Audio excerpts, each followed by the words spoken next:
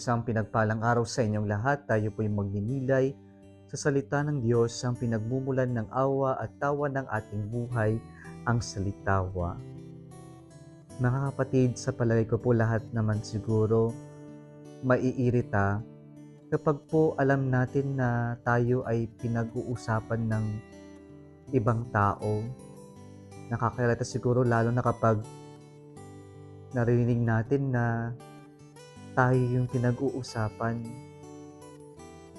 At mas nakakairita at siguro nakakapang-init ng ulo kapag yung alam na nga natin na tayo yung pinag-uusapan, naririnig natin yung pinag-uusapan nila at naririnig din natin na mali-mali, hindi tama yung mga pinagsasabi ng ibang tao o ng mga nag-uusap-usap.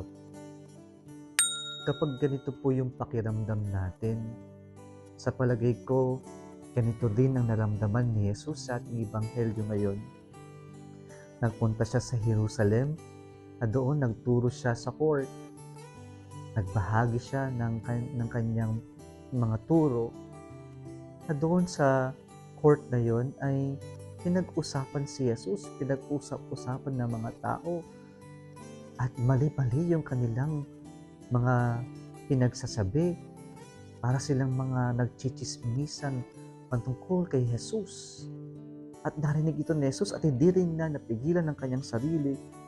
Kaya sabi ng ating Ebanghelyo ngayon, in a loud voice in the temple court when he was teaching, sinabi niya, "You say that you know me and know where I come from. I have not come of myself. I was sent by the one who is true, and you do not know him. I know him, for I come from him, and he sent me." Na umaasta pala na tila kilala nila si Jesus. Pero yung katotohanan, hindi nila tunay na kilala si Jesus. Ang alam lang nila kung sino siya, kung saan siya nanggaling, pero hindi nila tinutuklasan o hindi nila pinagsusumikapan na lubos na makilala si Jesus. Mga kapatid, marami sa panahon natin ngayon ang biktima ng ganito. Biktima ng maling impormasyon, biktima ng tinatawag nating fake news, na kung saan marami sa atin ang agad-agad na pumipindot sa share at send button na hindi natin man lamang binasa yung buong kwento, yung buong article, at hindi man lang natin ginugulan ng oras para man lamang tuklasin kung totoo ba yung impormasyon na ating ibinabahagi.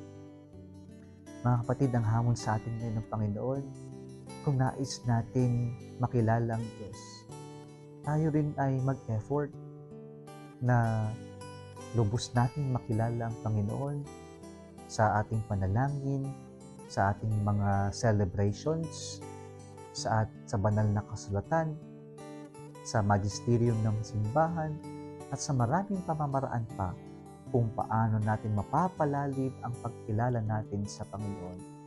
We also have to exert effort so that we can truly encounter and know who really Jesus is.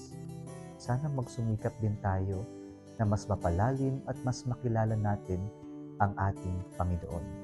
Kung nagustuhan mo ang video na ito, huwag kalimutang mag-like, i-share at mag-subscribe sa Salitawa Facebook page and YouTube channel. Muli isang pinagpalang araw sa inyong lahat.